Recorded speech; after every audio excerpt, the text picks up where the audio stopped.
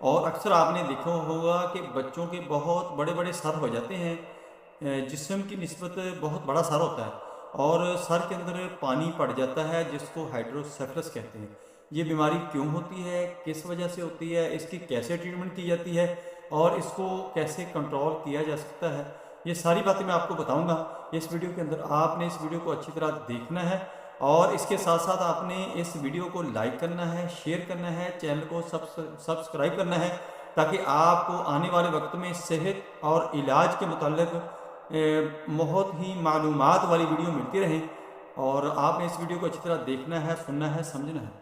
hydrocephalus hydrocephalus जो बीमारी है वो दिमाग के अंदर जो स्याल होता है, यानी जो लिक्विड होता है, वो ज़्यादा मकदार में बनना शुरू हो जाता है, जिसकी वजह से वो सर के साइज़ को बढ़ाना शुरू कर देता है और जो इसकी वेनें होती हैं उनकी